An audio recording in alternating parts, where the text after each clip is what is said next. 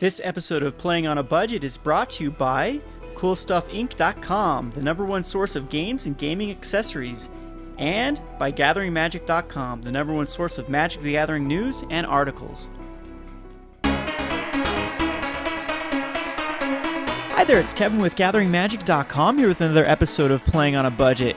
This week I'm going to be actually doing a extremely budget deck. I think this deck in front of you will cost maybe around $25 if you would have to buy all the pieces separately, but the only cards that actually cost anything over bulk are the Burning-Tree Emissaries, which run about $1.50 to $2 each, the Boon Satyrs, which are about $2 to $3 a piece, and the Witchstalker, which is also about $2 to $3 a piece. Now, mind you, these cards do fluctuate a lot, and even cards like Gyre Sage have been known to fluctuate. So, as of the week, this is the Thanksgiving weekend here that I'm playing this deck.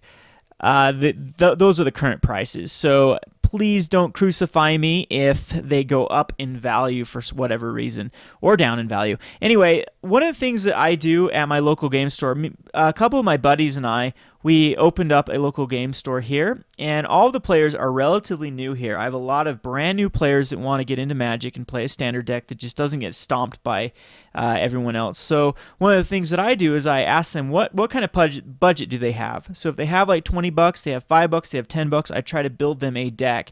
And my go-to is usually the Rakdos or mono red, but there's so many modern red decks running around at our local game store now that a deck like this can really just clean house against other budget type red deck wins decks, because this is exactly what mono green is good at doing, is going over the top of mono red. But anyway, this is a pretty solid list. It has, just testing it, I've done pretty good against the other creature matchups. I was able to take a mono black devotion, no problem, as they have to trade removal really early, and yes, they try to get out like a Desecration Demon and stabilize, but sometimes you can just go over the top, and my trick card here is Enlarge. Enlarge is the card that will get us out of some board lock situations and just win us the game, and so I'm thinking of actually going up to 4 copies of this.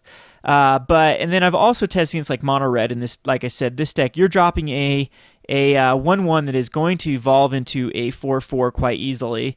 Or a 2/1. So you're matching the Rakdos Cackler or beating the Rakdos Cackler with the Experiment 1. And then your 2-drop slot is kind of the same. You have the Burning-Tree Emissary that can actually accelerate into either a Sage or a Brushstrider, or you can just put out a 3/3 that is bigger than their Ash Zealot. So every turn you're outclassing the red deck wins. You don't have the direct damage, but if Red Deck Wins wants to compete with you, they're going to have to actually use their Shocks and Magma Jets and Lightning Strikes on your creatures. Or otherwise, like I said, you're just going to go over the top. Boros Reckoner can be a problem, but other than Boros Reckoner, the deck is pretty easy to beat. Anyway, let's just get back to the deck list here. I'm going to go by converted mana cost, and you'll see I'm running 21 Forests. So that's about as budget as you can get. And then Experiment 1s and Dryad Militants. Experiment 1s are also about $1.50 uncommon, but the market is starting to get saturated with these guys because they were a 2 of in the latest event deck. So Experiment 1s, check your local game store. There should be plenty of them in your trade pool. Same with Dryad Militants. This has been printed as a promo for a game day and is in a very heavily opened set. So these cards are very, very cheap at the moment. But that's our strategy is throwing out one of these 1-drops first turn. You can make the argument for actually putting in maybe a Mystic, Elvish Mystic, but I think I like Dryad Militants and Experiment 1s a bit better. And our turn 2 play is quite self-explanatory as well. You're either going to want to drop a Kalonian Tusker or probably have a Burning-Tree Emissary into a Sage or a Brushstrider. The great thing about this deck is everything evolves the Sage, except for other Sages and Experiment 1s. And Reverent Hunter actually will not evolve your Sage either. But Reverent Hunter a lot of times has come out the gates on turn 3 as a 5/5, but a lot of times you're just casting this like turn 4 with like a Witchstalker out, and it's huge. It's just an amazingly huge card. Actually, it would be on turn 3 it'd be a 4/4. No, it'd be a 5/5 because it gets its own counter. Yeah. Anyway, but I've had this Reverent Hunter. I have had the God draw. In my opinion, what the God draw is like first turn Experiment 1, into second turn Colonial Hydra, into third turn Flash and a Boon Satyr, into fourth turn Reverent Hunter, fifth turn Enlarge, swing for like 42 damage. It's crazy how much you can do with this deck. So hopefully we get to see some of those matchups here in this video. Of course, this deck is very popular in a non-budget form. It was extremely popular until the Tide Binder Mage Mono Blue decks really started farming this deck out. But basically, they ran like Polychronos instead of Deadbridge Goliath, and then you have like Nylea, the God, and also cards like Arbor Colossus, and they use the Shrine of Nykthos Shrine to Nyx to accelerate into just some crazy mana, and then you can even put in cards like Garruk, Color of Beasts, and other cards that, like Polychronos utilizes a ton of mana. And so that's the non-budget version. The non-budget version, of course, is going to work better than the budget version. But the one thing we have over that is it tends to be quicker. You don't have a lot of the clunk that sometimes you have with the Nykthos Shrine to Nyx and whatnot. But there are some cool combinations with that deck. I'll have to show that deck sometimes because it's one of the best feelings ever to drop a Burning-Tree Emissary on a turn, which then gives you 2 mana to actually tap your Nykthos Shrine to Nyx, and then be able to generate some extra mana with the Burning-Tree Emissary. So anyway, I digress. Let's go on to the sideboard here. We basically have Fate of the Antiquity. It exiles. I like it over the Naturalize a little bit because it does exile, and the exile does come in handy against like Perforos and the Erebos cards, and also in mono blue it does kill their Thassa, which is incredibly problematic. So I am running 2 Fade into Antiquities in the sideboard, and there are plenty of actual artifacts and enchantments that are worth killing in the format. There's Whip of Erebos, there is Detention Spheres, and like I said, any one of the gods is fair game with Fade into Antiquity. Then we have Ranger's Guile. We'll definitely bring those in against the mono black. It will waste a Doomblade and give our dude hexproof and get in there usually for a damage. So I'm really liking this card in the sideboard. Rubblebelt Raider is just one of those cards I'm going to test out. I don't know how it works. And same with Slaughterhorn. I'm thinking against certain decks, against other creature decks, maybe Slaughterhorn is the way to go. Saves your creature and kills their creature. It's better than a Giant Growth because you can cast it if you need to, and a 3/2 for 3 isn't bad.